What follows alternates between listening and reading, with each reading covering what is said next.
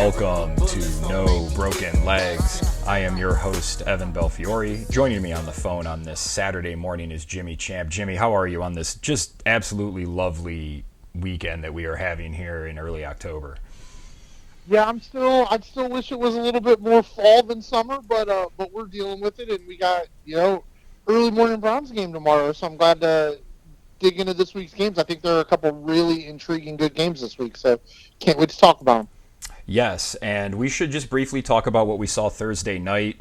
That was just another really bad loss for the Rams. What did you think about that game? Kyren Williams got to hold on to the football. I mean, I really Right? just think that's just what it is. Like, I think Kyren Williams has all the talent in the world, but I don't know how much longer McVay can try to make him a workhorse if he's going to continue to lose balls in that situation. Unfortunately, he doesn't have the equity built up like a Derrick Henry.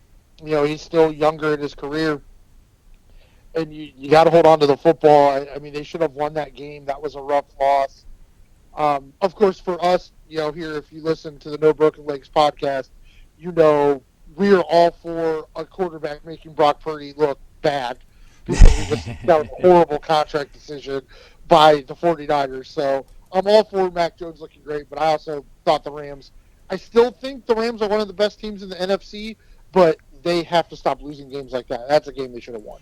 Yeah, didn't they have another missed field goal Thursday night too? I believe they missed a field goal as well. Yeah, yes. I mean, that's just a problem for a team that has very high aspirations in what's probably their last year because of Stafford's age.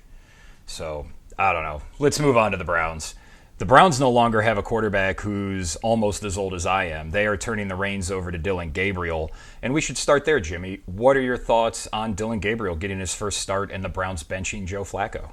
So, for me, this is a two-part answer for me, because I think at this point, Joe Flacco's processing speed and his brain and his arm, because he still has great arm talent, but I think his processing speed and his football IQ just no longer outweigh the limitations his body was putting on him. He just wasn't mobile enough, wasn't fast enough, things like that. So you have to go to Dillon Gabriel. I think this is so unfair to Dillon Gabriel to put him in the start in this position. Really?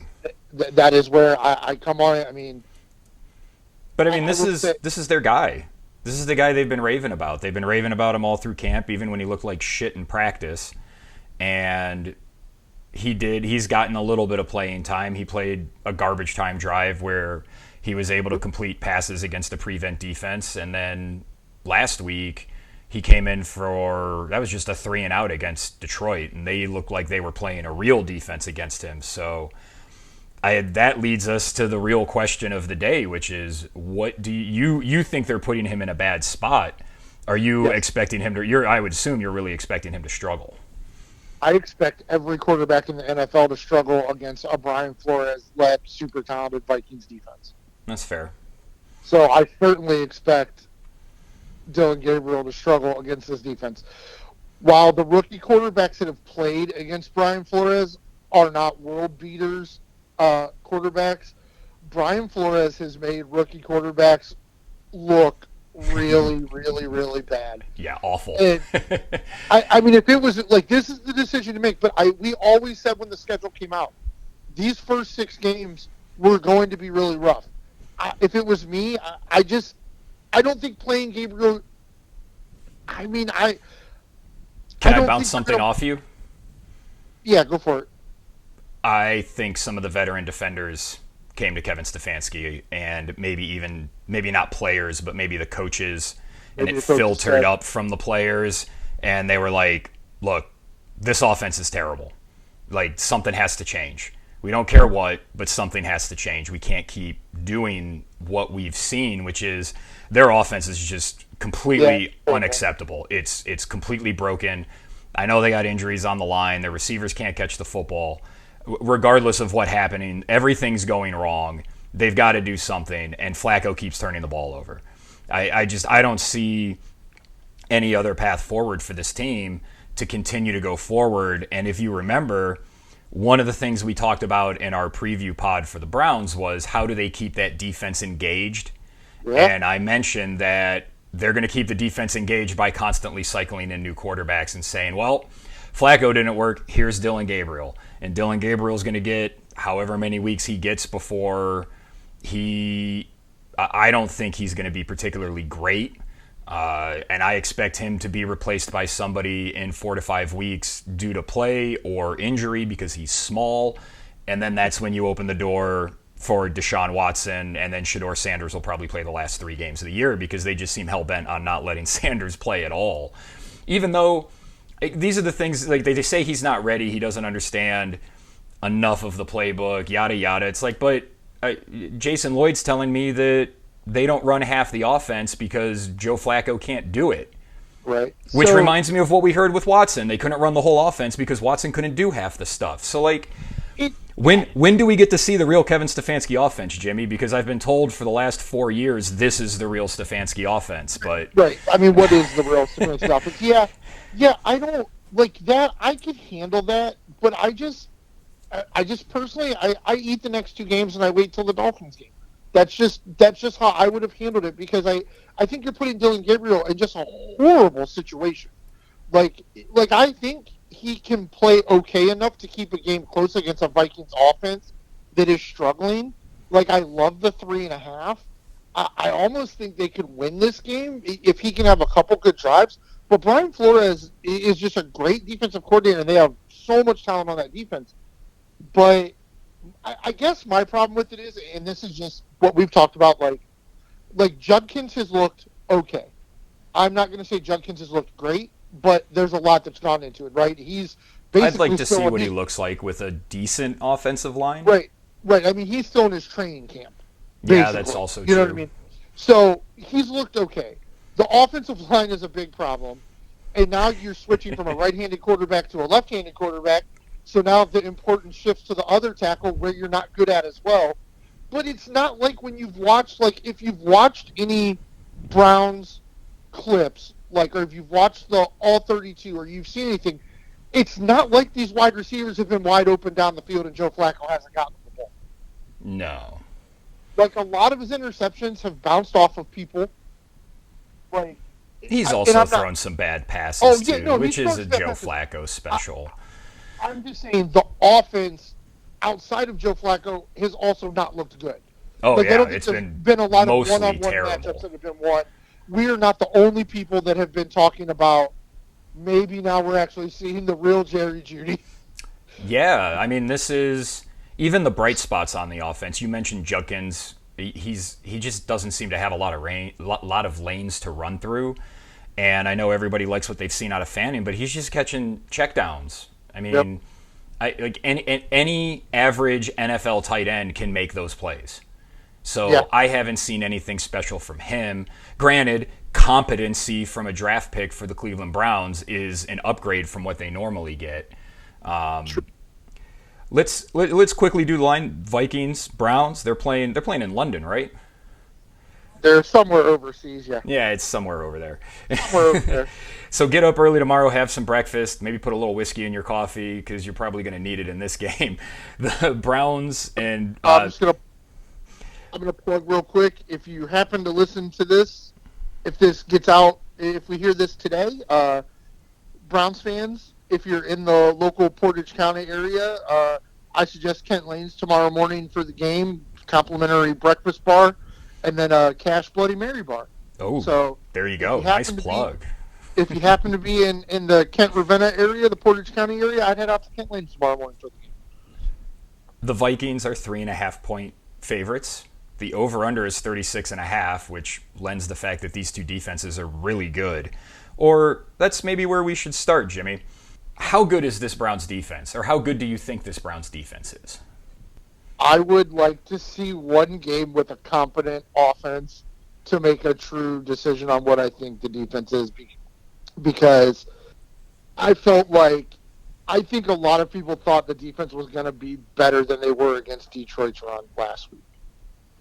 See, I think last week's game is indicative of who they really are. Yeah, and that's what I think wonder. When they play a good offense, and I know, like, average. Second half, etc., I know they probably got worn down. They were really able to run the ball. But the drive that really sticks out to me was I think Detroit got the ball, they forced a punt, the Browns score, and Detroit just marched right down the field. Yeah. When Detroit needed to get a score, they just moved the ball at will. And it looks to me like offenses are doing that thing where they realize the Browns' offense is really bad, and they realize, if we get to 17, we're probably winning this game. So they hold things back. They run more base packages. They don't do anything fancy. I mean, Detroit didn't even go for a fourth down until it was the second half. They kept making a note of it on the radio broadcast that they hadn't gone for a fourth down, and then they did, I think, late third, early fourth, when they were just trying to ice the game. But that's what I keep seeing from this defense. I think it's a good defense. But the people that are calling this a Super Bowl caliber defense or an elite defense or a historic defense, those people need to calm the fuck down. I don't care what the numbers say. Teams are taking them lightly and not doing anything all that creative on offense, and that is making that Browns team look better. And again, they've had two halves where they just completely dominated another team with Cincinnati and Green Bay, but we've seen those teams be up and down, especially Cincinnati early in the season.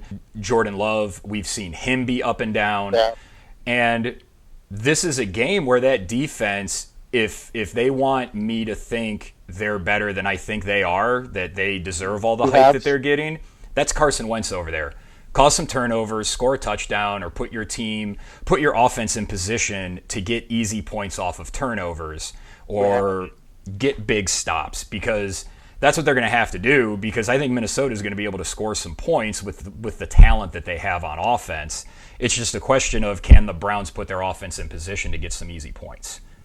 Yeah, because I think, yardage-wise, the Browns' defense has been very good, but they've still given up a lot of points. A lot of touchdowns. They haven't forced a lot of field goals in the red zone. I think that's indicative of a good defense, of a great defense. Yeah, that Baltimore game we had talked about was like that. But maybe if they get something from the offense, then we see a little bit different defense. Maybe. I don't know. I agree with you. I don't think they're a top 5 defense right now in the NFL. I think they're in that 6 to 10 range.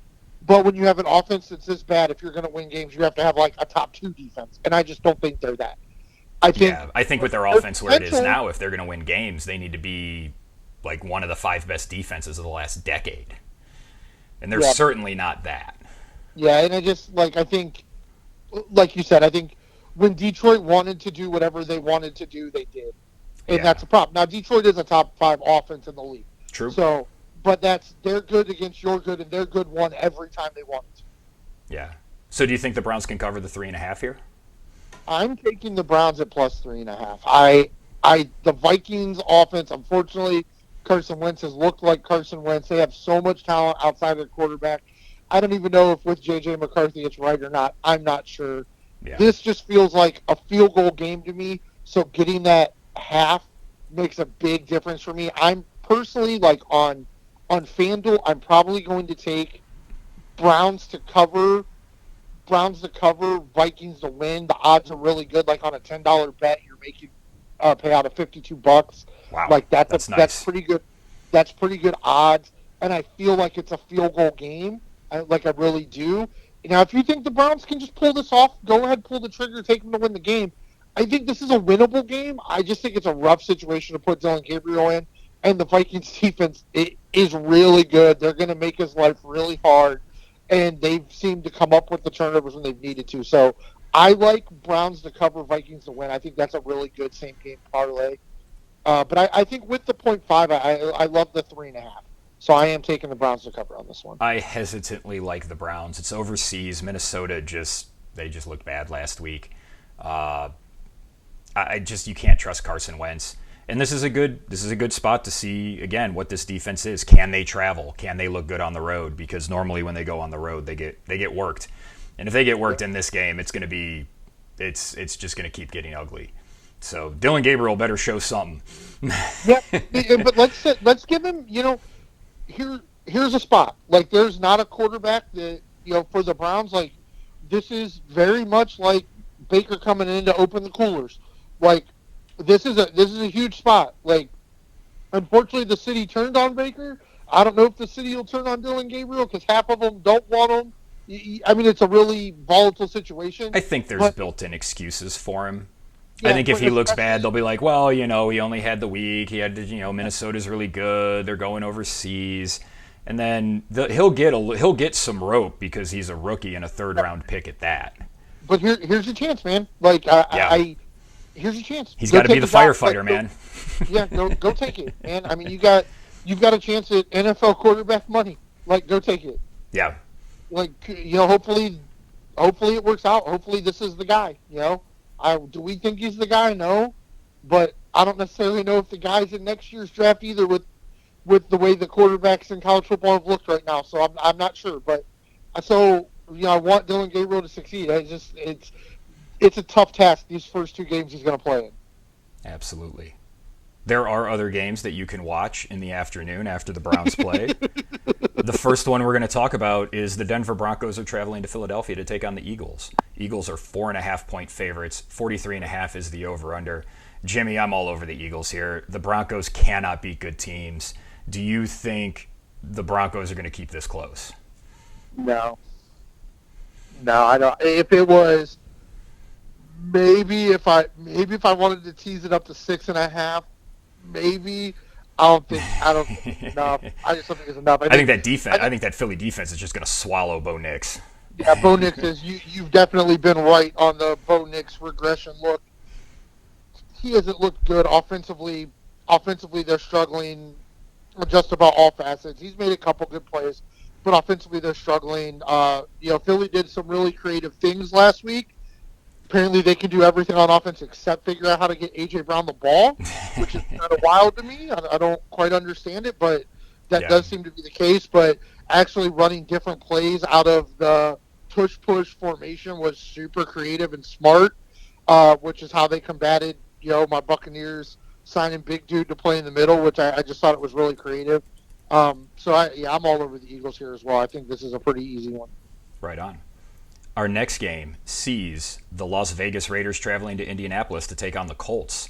I'm going to take the Colts. I'm not betting this game. A total stay away for me, but I'm going to take the Colts because I'm tired of being wrong about them. And I still don't think Daniel Jones is all that good, but they look like they're going to sneak a playoff spot and maybe that division if Houston doesn't get their shit together. So I'm just holding off on the Colts until the first round comes, and then I'm just going all in about betting against Daniel Jones. Nah, end of the year, the Colts are going to be one of the teams that were just like, wow, remember how they were so good those first couple weeks when they played all these teams when they played all these teams that are drafting in the top 5? Remember that? That was fun. Yeah. No, I'm on the Raiders here, man. I think that's probably the play then, because usually when I make picks like this, it goes the other way. I don't understand how changing his stance made such a difference for Ashton Jeanty last week, but the Raiders' offense looked a little different. So, and I still don't believe Daniel Jones is that good of a quarterback. I think this is like a pick 'em. And if I got to pick between Geno and Danny, I'm going to take Geno. So, our next game sees the Dallas Cowboys traveling to New York to take on the Jets. The Cowboys are 1.5-point road favorites. 47.5 is the over/under. This Dallas offense is really, really good, Jimmy. Even without CeeDee Lamb. So I like the Cowboys here to go on the road and get a win. That Jets team's just a complete mess. Yeah, Jets team. Did they have some opportunities last week, and boy, did they just make mistake after mistake. Poor Aaron Glenn looked like he was about to have a cardiac episode on the sideline. When you're having multiple penalties on plays where you can't have penalties on both sides of the ball, it was pretty poor. And I think the Cowboys are defensively, they're not super strong, but I don't think the Jets can put up 40 or 50 points, and I think that the Cowboys offense can do that to the Jets defense. So I'm with you. I like the Cowboys here. The other New York team, the Giants, is traveling to New Orleans to take on a Saints in a game nobody wants to watch, even fans of both teams. The Saints are 1.5-point home favorites. 42.5 is the over/under. I just keep looking at this, and I don't like this game at all, Jimmy. But what do you think is going to happen here? I think the Giants roll. I mean, I still think the Saints are a bottom 3 team in the NFL, and Jackson Dart gave them something, and Scatterbo is runs like Peyton Hillis with more ability. So I think the Giants have a little something on offense right now, and I just think the Saints are really, really bad. So I like the Giants here. I think this is pretty safe bet with the Giants. I'd I include think you them. I'd include them in most of my parlays this week. I think you talked me into it. I'm just hesitant because you never know what you're going to get out of a rookie, but it's not like New Orleans defense is going to be able to force him into mistakes. Yeah, they're just a lot of spots where they don't have a whole lot of talent. Up next, the Houston Texans traveling to Baltimore. The Oh, Texans are 1.5 point favorites. 40.5 is the over/under. Baltimore is really beat up on the defensive side of the ball. Lamar's not going to be playing. This is a game Houston just has to win. I mean, these are two 1-3 teams, and Baltimore can maybe survive because their schedule's a little easier later in the season. But this is a game Houston just has to win. yeah, has to. I mean, I'm taking Houston because they have to win this game. Like your season is done. If you lose to Cooper Rush and the 32nd ranked defense in the NFL after your offense played pretty well last week, CJ still missed a couple throws, but they looked better. Nick Chubb is looking better. Woody Marks, the rookie, running the ball well. There was a little bit better play design out of the offense. So yeah, the Texans have to win this game, and the Ravens. And I don't know. Like I'm calling foul on myself. When I looked at the pieces the Ravens added on defense, I thought it made them the Super Bowl contender out of the AFC. But somehow they picked up a lot of talented guys, dropped them in, and it hasn't worked. The guys that are there are underplaying. The guys that have been there are underplaying. Mm-hmm. Derrick Henry's fumbling footballs. Lamar's hurt. Like, I am upset about my AFC Super Bowl prediction of the Ravens. And unfortunately, the Steelers are looking better. So it might not be just as easy a climb out of a hole as everybody thinks it'll be for the Ravens. They'll still probably be okay, but I don't think it's going to necessarily be easy with how bad the defense has been. Yeah. So yeah, I'm all over the They Texans. got key pieces that they have key pieces on defense that are just done for the year, and that's a problem for them. I'm gonna tepidly take Houston. This is a game I would probably like. I worry. My worry in this game, taking Houston, is that Baltimore just gives the ball to Derrick Henry 35 times and he doesn't fumble. I feel like that's their only path to winning this game because I don't think you can count on Cooper Rush to consistently push the ball downfield. But that Houston defense is really good. They know they're going to have to lean on Derrick Henry, so I think they're going to try it. They're going to do a good job bottling him up. I like the over on this, even at 40.5 with a backup quarterback on Baltimore. I don't know, just a feeling. We'll see if it pans out.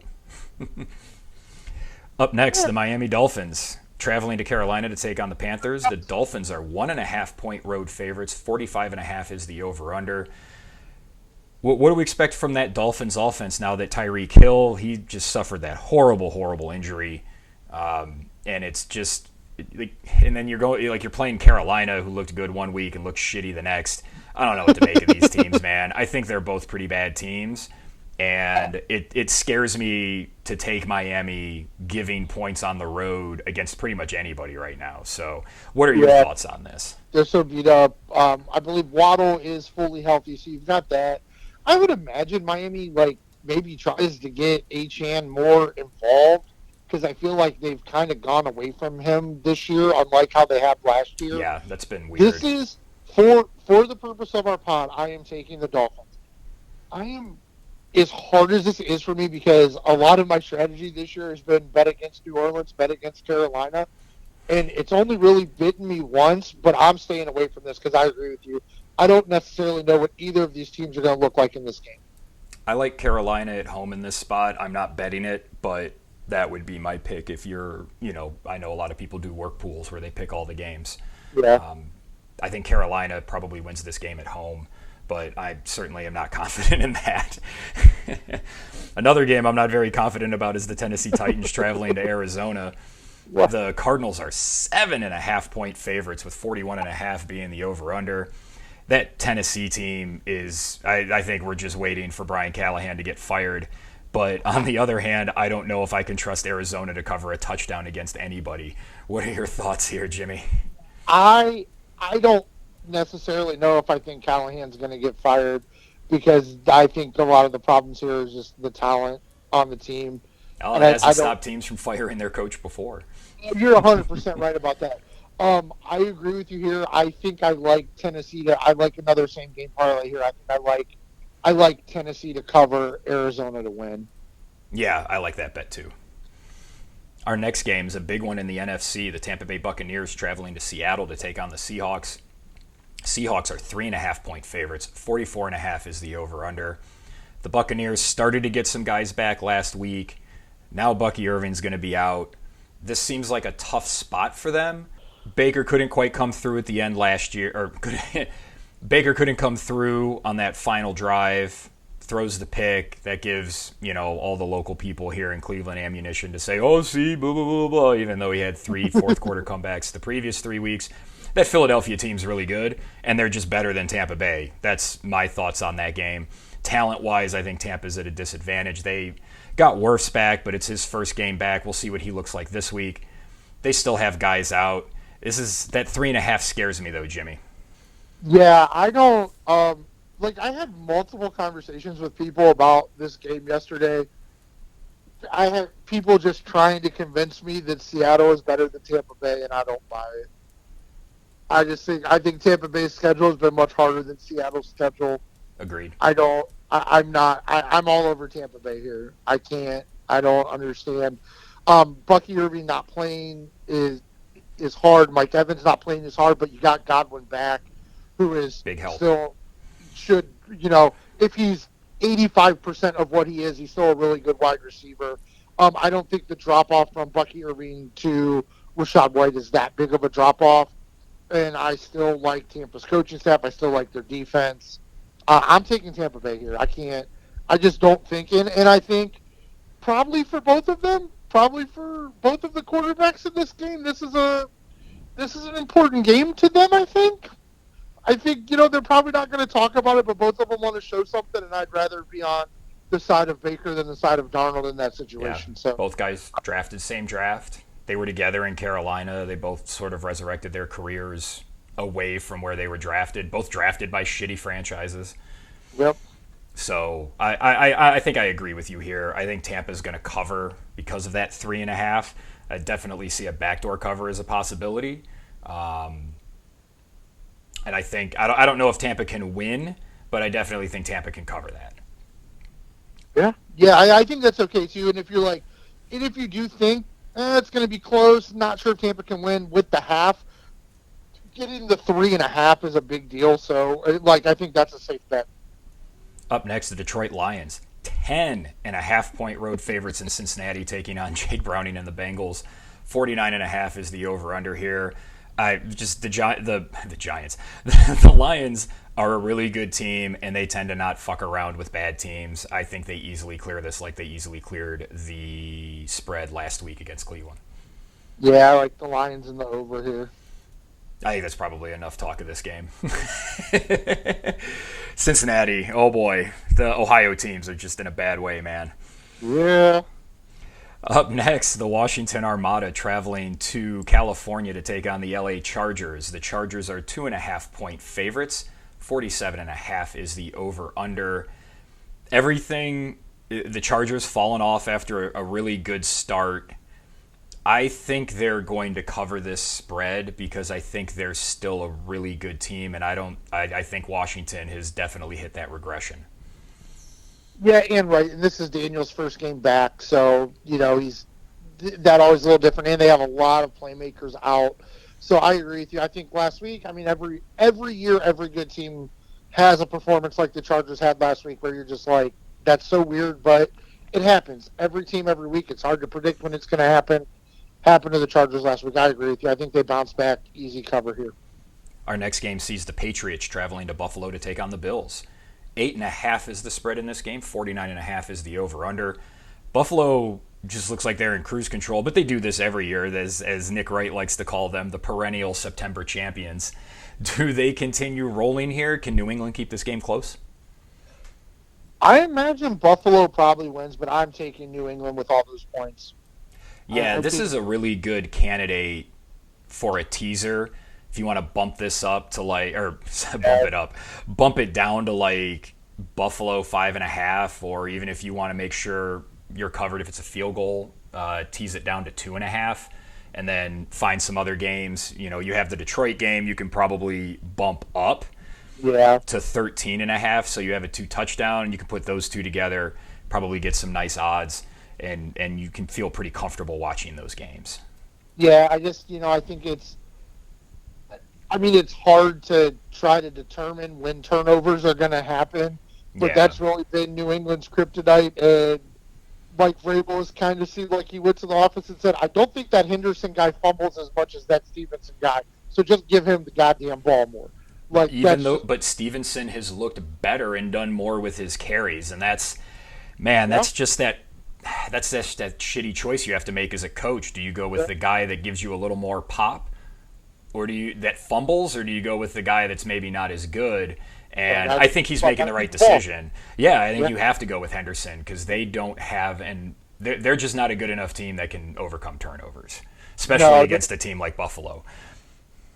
Yeah, I think if I was the New England franchise, I would be offering any probably offensive lineman, defensive player, or draft pick to the Bengals for T. Higgins. Since the Bengals won't go out and get Jameis, I would try to get T. Higgins. We didn't talk about it, but I think we mentioned it before. Like Jameis, Kirk Cousins, Russ, you got to do something if you're Cincinnati, because you expect Burrow to be back at some point. There's no way you actually believe Jake Browning is good enough. There's just no way. Yeah, but absolutely it's weird to me. But I agree. I'm surprised at actually how bad Stephon Diggs has been. He's really been pedestrian, which surprised me. I thought he still had a little bit left in the tank.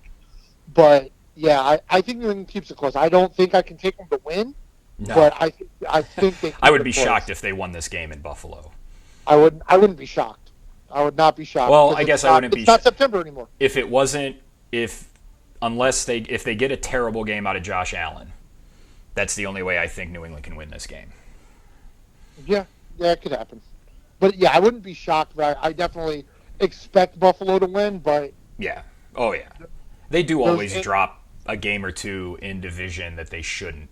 Usually, it's against the Jets, who seem to just once a year play Josh Allen, make Josh Allen look really bad. It's kind of a weird thing, but yeah, with what they're doing offensively, with giving James Cook more of the load when they don't need Josh Allen to put the cape on, that's what they need to do to get through the season, so that Josh Allen can be as fresh as possible to put the cape on in the playoffs when they need him to. Yeah, for sure. Our next game, or our final game of the week, sees the Kansas City Chiefs traveling to Jacksonville to take on the Jaguars. Chiefs 3.5-point road favorites. 45.5 is the over/under. I guess all the pearl clutching about the Chiefs has ended. It's over. Yeah, they get Xavier Woods back, and all of a sudden they look like they have a real receiver out there, and they have a competent offense. It's amazing to watch. It's almost like crazy. Patrick Mahomes is like an excellent quarterback, maybe the best. He may be the best we've ever seen. I know Brady has all the rings. He's the GOAT. That's not a discussion. He's the greatest. He's the greatest of all time. Patrick Mahomes is making a run at him, and it's pretty crazy. Do you think that Jacksonville defense can slow this Chiefs offense down enough for what we've seen out of Trevor Lawrence, which has been probably like a C-? No, I think Jacksonville has been really bad. They can't figure out what they want to do with Travis Hunter to make that work. They do have a couple elite pass rushers. They do have a couple guys who can really rush the passer. I feel like now, after what Kansas City did last week, this feels like the game now where they put like the 50 burger on the board. I don't think they have. I think they have it in them, but I don't think they care. This could be the type of game where they're up, 24-10, and they just sort of go into cruise control like they like to do. I think they care. I think Patrick Mahomes cares. Man, if they come out and put 40 or 50 up on Jacksonville, which is their defense has been playing pretty well this season, that would definitely be a statement, especially just to sort of put a stamp on what we saw last week, where you still have some doubters, and they're like, oh, well, when Buffalo puts 40 on Baltimore, that matters. But when Kansas City scores in the mid-30s against Baltimore, everybody's like, oh, well, Baltimore had all these guys out. And it's like, well, they had a lot of those same guys were out when they played for Buffalo. And it's crazy how the goalposts keep moving. Yeah, it's kind of crazy. Well, it's not crazy because we've seen it a lot, but the goalpost moving with Kansas City, it's like, well, they got to score 30 points. All right, they scored 30 points. It's like, I don't know. This Kansas City looks like they've fixed their ills. When they get Rice back, I expect that offense to look really good. Yeah, the only thing I am still a little concerned with the running game. Yeah, like that. I don't know what's going on there. That's a little weird. Well, Pacheco had that bad injury, and maybe he's just not right yet. And I mean, Kareem Hunt's just old. No offense to Kareem Hunt, but he's not the dynamic guy he was 6-7 years ago. It is wild to me, though, how on 3rd and 5 they still check down to him on a 2-yard pass and he gets the first down. Like, I don't understand how he's the Leroy Horde of this. He's now entered his Leroy Horde phase. But you're right. But it's 5 yards instead of 3 because offenses, the rules have changed and it's easier for offenses to move the ball. So if you need 3 yards, he'll get you 5. If you need 7, he'll get you 5. Yeah, so that is something that is weird to me. Like, I don't understand how he's still running away from linebackers and running through tackles. Like, it's weird to me. But I don't understand how Kansas City hasn't been able to find somebody that's really dynamic, because there's running backs all over the place, and they don't seem to be able to find one. And that was something that Andy Reid did regularly when he was in Philadelphia. He had that run of great running backs that came in. Yeah. Well, I think they thought Pacheco was that, though. It seems like he's more of a bruiser. I just see a guy like Gibbs in Detroit, and then you have Bijan Robinson, and Gentry, of course, is a rookie, but he showed flashes last week. Like, you don't have to have those top of the draft guys, but that, the guys that are 90% of that do all the same things, maybe just not as well. Like a guy, like they don't need that superstar running back because they have Patrick Mahomes. Like, they should be able to fill that 10% void with just their system and offense. But I don't know. If Kansas City can start getting the running game going, though, they're fine. Now is the time to start looking at Super Bowl props for them. They are – the Chiefs are plus 950 for the Super Bowl right now. Just throwing that out there. Well, that's it. That's the week. What are we in now? Week 5? Yeah, week 5. Started the second 4. Yeah, it's still weird because of the 17th game, but quarter of the season down. Yeah. Now we really start to get into the meat of the season and see what these teams have and see what they can give. And man, if the Browns look bad, it's going to be an ugly week here in Cleveland. It'll be fascinating to watch that game. I'm really interested to see what Dillon Gabriel can do. I'm a little skeptical, but I'm open to seeing what he does, and if he plays well, I'll give him his flowers. Yeah, and I think it's on both sides. Like, the defense should look phenomenal against Carson Wentz. Yes. Like, you have a lot of money in your secondary, so you should be able to cover their 2 really good wide receivers, and all that talent up front should be able to stop the run game. Like, Carson Wentz should not be able to beat you. So it should be 2 halves of really good defensive football, and maybe Dillon Gabriel gets you 2 drives and you win the game. Like, that's what I'm told the Browns defense is. I'm told they're elite, so I want to see it in this game. But I think there's a lot of big games. Like, I do. The Baltimore-Houston game has huge AFC playoff looks, and then the Seattle-Tampa Bay game, I think, is a huge game as well. So those are the 3 games I'm probably most looking forward to, I think. Yeah, if whoever loses that Houston-Baltimore game, their chances of winning the division are done. Like, they're just done. It's over. And, man, if you're the Chargers, you can't lose that game against Washington. I would agree. They can't, especially after how they looked last week. Yeah, you can't. All of a sudden, you'd be, 2 weeks ago, it's like, oh, Kansas City's 0-2 and you've beaten them, and then it's like now all of a sudden you're in we're done with week 5 and you're looking at the standings going, well, they're tied and the Chargers have the tiebreaker and they still have a game to play, so that's probably not good. All right. Well, thanks for joining me on this Saturday morning. I know we normally do these on Friday, but shit happens, man. Life. There it is. Hey, no place I'd rather be, brother. And I want to thank all of you for listening. You can catch our podcast every week, and good luck with your betting. Thank you for listening to No Broken Legs.